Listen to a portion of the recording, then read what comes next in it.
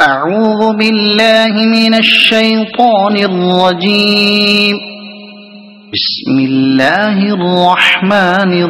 الرحيم. أتى أمر الله فلا تستعجلوه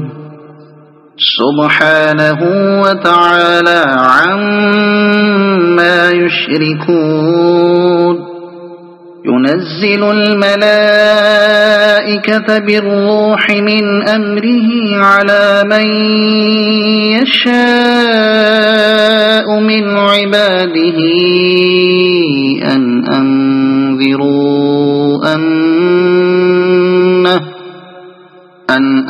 أنذروا أنه لا إله إلا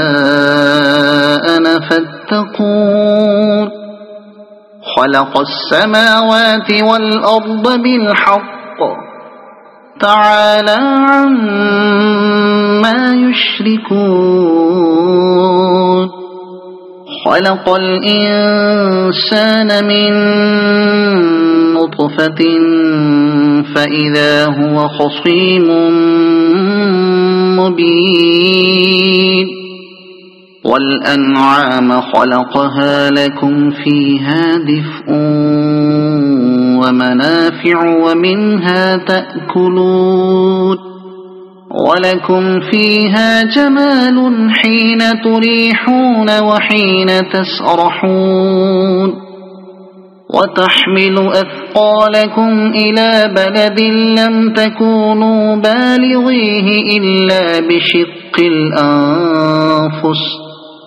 إن ربكم لرؤوف رحيم. والخيل والبغال والحمير لتركبوها وزينة ويخلق ما لا تعلمون. وعلى الله قصد السبيل ومنها جائر ولو شاء لهداكم أجمعين. هو الذي أنزل من السماء ماء لكم منه شراب ومنه شجر فيه تسيمون. ينبت لكم به الزرع والزيتون والنخيل والأعناب ومن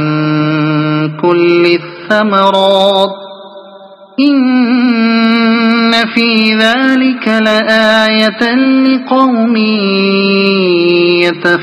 يتفكرون. وسخر لكم الليل والنهار والشمس والقمر والنجوم مسخرات بأمره إن في ذلك لآيات لقوم يعقلون. وما ذرأ لكم في الأرض مختلفا ألوانه إن في ذلك لآية لقوم يذكرون. وهو الذي سخر البحر لتأكلوا منه لحما طريا وتستخرجوا منه حلية تلبسونها وترى الفلك مواخر فيه ولتبتغوا من فضله ولعلكم تشكرون. وألقى في الأرض رواسي أن تميد بكم وأنهارا وسبلا لعلكم تهتدون. وعلامات وبالنجم هم يهتدون. أفمن يخلق كمن لا يخلق أفلا تذكرون وإن تعدوا نعمة الله لا تحصوها إن الله لغفور رحيم والله يعلم ما تسرون وما تعلنون والذين يدعون من دون الله لا يخلقون شيئا وهم يخلقون أموات غير أحياء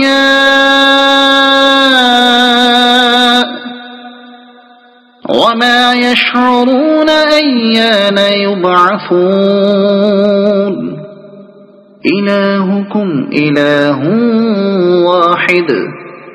فالذين لا يؤمنون بالآخرة قلوبهم منكرة وهم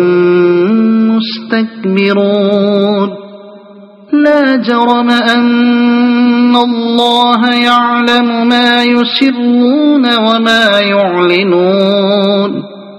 إنه لا يحب المستكبرين وإذا قيل لهم ماذا أنزل ربكم قالوا أساطير الأولين ليحملوا أوزارهم كاملة يوم القيامة ومن أوزار الذين يضلونهم بغير علم ألا ساء ما يزرون قد مكر الذين من قبلهم فأتى الله بنيانهم من القواعد فخر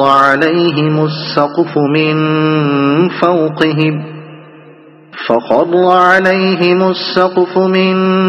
فوقهم وأتاهم العذاب من حيث لا يشعرون ثم يوم القيامة يخزيهم ويقول أين شركائي الذين كنتم تشاقون فيهم قال الذين أوتوا العلم إن الخزي اليوم والسوء على الكافرين الذين تتوفاهم الملائكة ظالمي أنفسهم فألقوا السلم ما كنا نعمل من سوء بلى إن الله عليم بما كنتم تعملون فادخلوا أبواب جهنم خالدين فيها فلبئس مثوى المتكبرين وقيل للذين اتقوا ماذا أنزل ربكم قالوا خيرا للذين أحسنوا في هذه الدنيا حسنة ولدار الآخرة خير ولنعم دار المتقين جنات عدن يدخلونها تجري من تحتها الأنهار لهم فيها ما يشاءون كذلك يجزي الله المتقين الذين تتوفاهم الملائكة طيبين يقولون سلام عليكم ادخلوا الجنة بما كنتم تعملون هل ينظرون إلا أن تأتيهم الملائكة أو يأتي أمر ربك كذلك فعل الذين من قبلهم وما ظلمهم الله ولكن كانوا أنفسهم يظلمون فأصابهم سيئات ما عملوا وحاق بهم ما كانوا به يستهزئون وقال الذين أشركوا لو شاء الله ما عبدنا من دونه من شيء نحن ولا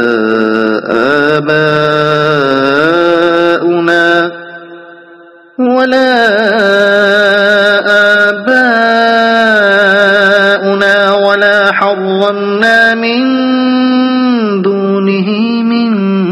شيء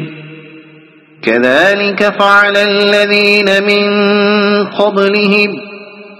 فهل على الرسل إلا البلاغ المبين ولقد بعثنا في كل أمة رسولا أن اعبدوا الله واجتنبوا الطاغوت فمنهم من هدى الله ومنهم من حقت عليه الضلالة فسيروا في الأرض فانظروا كيف كان عاقبة المكذبين إن تحرص على هداهم فإن الله لا يهدي من يضل وما لهم من ناصرين وأقسموا بالله جهد أيمانهم لا يبعث الله من يموت بلى وعدا عليه حقا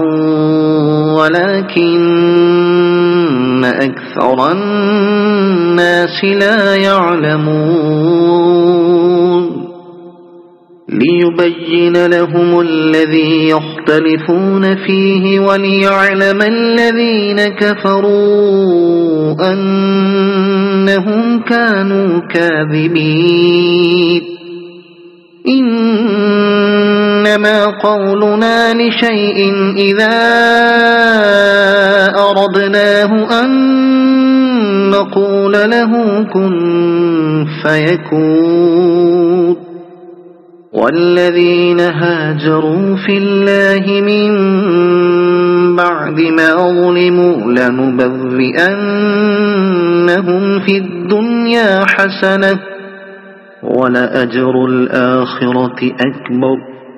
لو كانوا يعلمون الذين صبروا وعلى ربهم يتوكلون وما أرسلنا من قبلك إلا رجالا نوحي إليهم فاسألوا أهل الذكر إن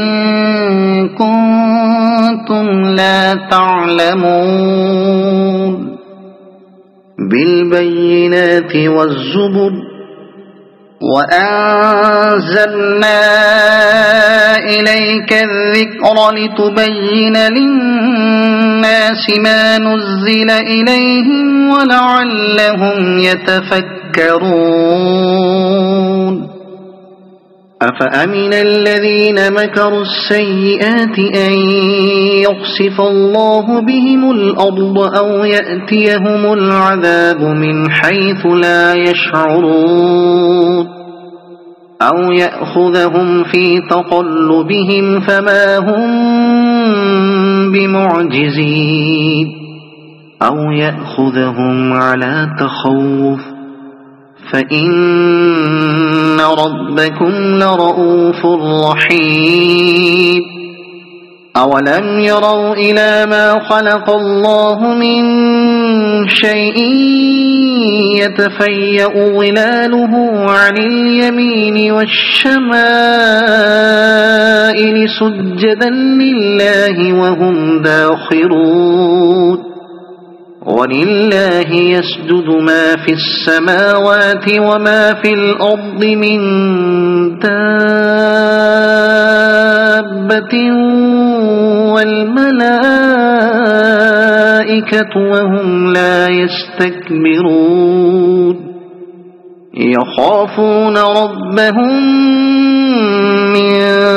فوقهم ويفعلون ما يؤمرون وقال الله لا تتخذوا إلهين اثنين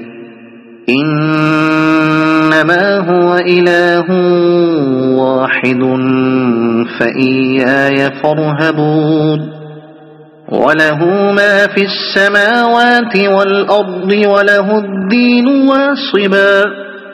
أفغير الله تتقون وما بكم من نعمة فمن الله ثم إذا مسكم الضر فإليه تجأرون ثم إذا كشف الضر عنكم إذا فريق منكم بربهم يشركون ليكفروا بما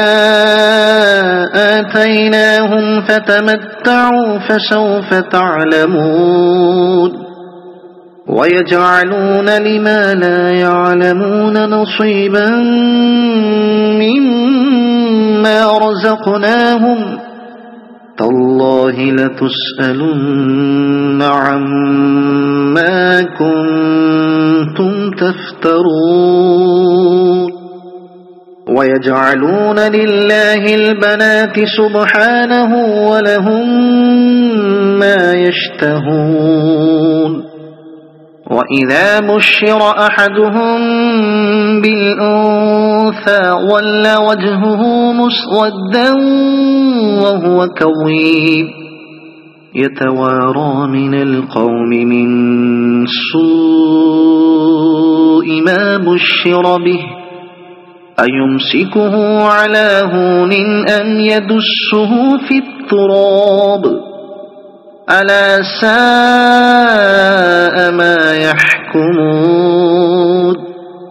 للذين لا يؤمنون بالآخرة مثل السوء ولله المثل الأعلى وهو العزيز الحكيم ولو يؤاخذ الله الناس بظلمهم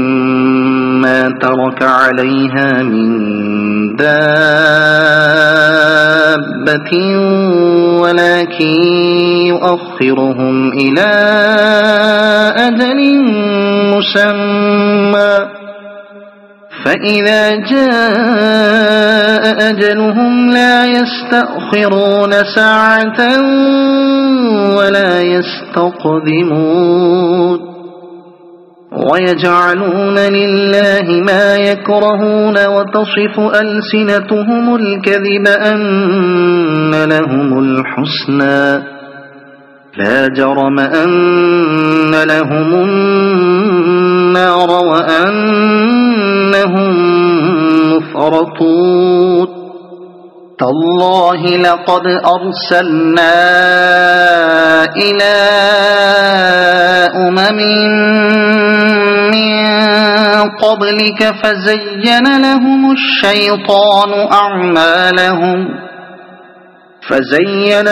الشيطان أعمالهم فهو وليهم اليوم ولهم عذاب أليم وما أنزلنا عليك الكتاب إلا لتبين لهم الذي اختلفوا فيه وهدى ورحمة لقوم يؤمنون والله أنزل من السماء ماء فأحيا به الأرض بعد موتها إن في ذلك لآية لقوم يسمعون وإن لكم في الأنعام لعبرة نسقيكم مما في بطونه من بين فرث ودم لبنا خالصا سائغا للشاربين ومن ثمرات النخيل والأعناب تتخذون منه سكرا ورزقا حسنا إن في ذلك لآية لقوم يعقلون وأوحى ربك إلى النحل أن اتخذي من الجبال بيوتا ومن الشجر ومما يعرشون ثم كلي من كل الثمرات فاسلكي سبل ربك ذللا يخرج من بطونها شراب مختلف ألوانه فيه شفاء للناس إن في ذلك لآية لقوم يتفكرون والله خلقكم ثم يتوفاكم ومنكم من يرد إلى أرذل العمر لكي لا يعلم بعد علم شيئا إن الله عليم قدير والله فضل بعضكم على بعض في الرزق فما الذين فضلوا براد رزقهم على ما ملكت أيمانهم فهم فيه سواء أفبنعمة الله يجحدون والله جعل لكم من أنفسكم أزواجا وجعل لكم من أزواجكم بنين وحفدة ورزقكم من الطيبات أفبالباطل يؤمنون وبنعمة الله هم يكفرون ويعبدون من دون الله ما لا يملك لهم رزقا من السماوات والأرض شيئا ولا يستطيعون فلا تضربوا لله الأمثال إن الله يعلم وأنتم لا تعلمون ضرب الله مثلا عبدا مملوكا لا يقدر على شيء ومن رزقناه منا رزقا حسنا فهو ينفق منه سرا وجهرا هل يستوون الحمد لله بل أكثرهم لا يعلمون وضرب الله مثلا الرجلين أحدهما أبكم لا يقدر على شيء وهو كل على مولاه أينما يوجهه لا يأتي بخير هل يستوي هو ومن يأمر بالعدل وهو على صراط مستقيم ولله غيب السماوات والأرض وما أمر الساعة إلا كلمح البصر أو هو أقرب إن الله على كل شيء قدير والله أخرجكم من بطون أمهاتكم لا تعلمون شيئا وجعل لكم السمع والأبصار والأفئدة لعلكم تشكرون ألم يروا إلى الطير مسخرات في جو السماء ما يمسكهن إلا الله إن في ذلك لآيات لقوم يؤمنون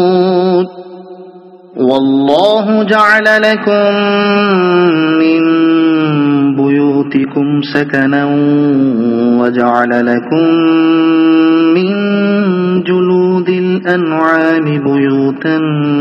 تستخفونها يوم ظعنكم ويوم إقامتكم ومن أصوافها وأوبارها وأشعارها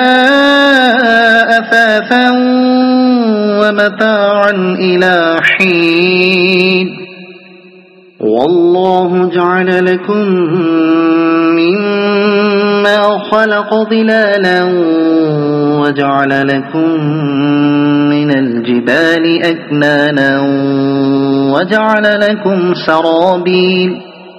وجعل لكم سرابيل تقيكم الحر وسرابيل تقيكم بأسكم كذلك يتم نعمته عليكم لعلكم تسلمون فإن تولوا فإنما عليك البلاغ المبين يعرفون نعمة الله ثم ينكرونها وأكثرهم الكافرون ويوم نبعث من كل أمة شهيدا ثم لا يؤذن للذين كفروا ولا هم يستعتبون وإذا رأى الذين ظلموا العذاب فلا يخفف عنهم ولا هم ينظرون وإذا رأى الذين أشركوا شركاءهم قالوا ربنا هؤلاء شركاؤنا الذين كنا ندعو من دونك فألقوا إليهم القول إنكم لكاذبون وألقوا إلى الله يومئذ السلم وضل عنهم ما كانوا يفترون الذين كفروا وصدوا عن سبيل الله زدناهم عذابا فوق العذاب بما كانوا يفسدون ويوم نبعث في كل أمة شهيدا عليهم من أنفسهم وجئنا بك شهيدا على هؤلاء ونزلنا عليك الكتاب تبيانا لكل شيء وهدى ورحمة وبشرى للمسلمين إن الله يأمر بالعدل والإحسان وإيتاء ذي القربى وينهى عن الفحشاء والمنكر والبغي يعظكم لعلكم تذكرون وأوفوا بعهد الله إذا عاهدتم ولا تنقضوا الأيمان بعد توكيدها وقد جعلتم الله عليكم كفيلا إن الله يعلم ما تفعلون ولا تكونوا كالتي نقضت غزلها من بعد قوة أنكاثا تتخذون أيمانكم دخلا بينكم أن تكون أمة هي أربى من أمة إنما يبلوكم الله به وليبينن لكم يوم القيامة ما كنتم فيه تختلفون ولو شاء الله لجعلكم أمة واحدة ولكن يضل من يشاء ويهدي من يشاء ولتسألن عما كنتم تعملون ولا تتخذوا أيمانكم دخلا بينكم فتزل قدم بعد ثبوتها وتذوقوا السوء بما صددتم عن سبيل الله ولكم عذاب عظيم ولا تشتروا بعهد الله ثمنا قليلا إنما عند الله هو خير لكم إن كنتم تعلمون ما عندكم ينفد وما عند الله باق ولنجزين الذين صبروا أجرهم بأحسن ما كانوا يعملون من عمل صالحا من ذكر أو أنثى وهو مؤمن فلنحيينه حياة طيبة ولنجزينهم أجرهم بأحسن ما كانوا يعملون فإذا قرأت القرآن فاستعذ بالله من الشيطان الرجيم إنه ليس له سلطان على الذين آمنوا وعلى ربهم يتوكلون إنما سلطانه على الذين يتولونه والذين هم به مشركون وإذا بدلنا آية مكان آية والله أعلم بما ينزل قالوا إنما أنت مفتر بل أكثرهم لا يعلمون قل نزله روح القدس من ربك بالحق ليثبت الذين آمنوا وهدى وبشرى للمسلمين ولقد نعلم أنهم يقولون إنما يعلمه بشر لسان الذي يلحدون إليه أعجمي وهذا لسان عربي مبين إن الذين لا يؤمنون بآيات الله لا يهديهم الله ولهم عذاب أليم إن إنما يفتري الكذب الذين لا يؤمنون بآيات الله وأولئك هم الكاذبون. من كفر بالله من بعد إيمانه إلا من أكره وقلبه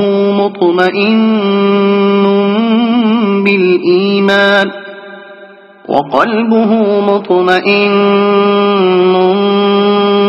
بالإيمان ولكن من شرح بالكفر صدرا فعليهم غضب من الله ولهم عذاب عظيم.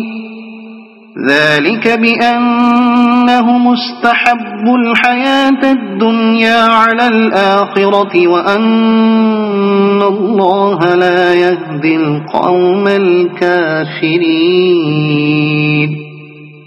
أولئك الذين طبع الله على قلوبهم وسمعهم وأبصارهم وأولئك هم الغافلون. لا جرم أنهم في الآخرة هم الخاسرون. ثم إن ربك للذين هاجروا من بعد ما فتنوا ثم جاهدوا وصبروا إن ربك من بعدها لغفور رحيم.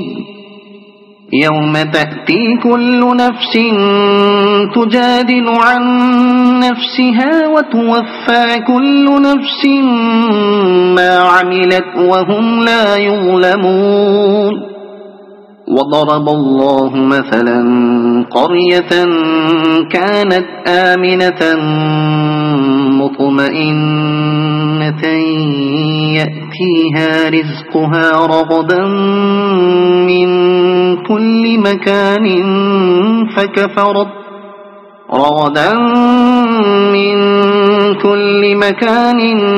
فكفرت بأنعم الله فأذاقها الله لباس الجوع والخوف بما كانوا يصنعون. ولقد جاءهم رسول منهم فكذبوه فأخذهم العذاب وهم ظالمون. فكلوا مما رزقكم الله حلالا طيبا واشكروا نعمة الله إن كنتم إياه تعبدون. إنما حرم عليكم الميتة والدم ولحم الخنزير وما أهل لغير الله به فمن اضطر غير باغ ولا عاد فإن الله غفور رحيم. ولا تقولوا لما تصف ألسنتكم الكذب هذا حلال وهذا حرام لتفتروا على الله الكذب إن الذين يفترون على الله الكذب لا يفلحون. متاع قليل ولهم عذاب أليم. وعلى الذين هادوا حرمنا ما قصصنا عليك من قبل وما ظلمناهم ولكن كانوا أنفسهم يظلمون. ثم إن ربك للذين عملوا السوء بجهالة ثم تابوا من بعد ذلك ثم تابوا من بعد ذلك وأصلحوا إن ربك من بعدها لغفور رحيم إن إبراهيم كان أمة قانتا لله حنيفا ولم يك من المشركين شاكرا لأنعمه اجتباه وهداه إلى صراط مستقيم وآتيناه في الدنيا حسنة وإنه في الآخرة لمن الصالحين ثم أوحينا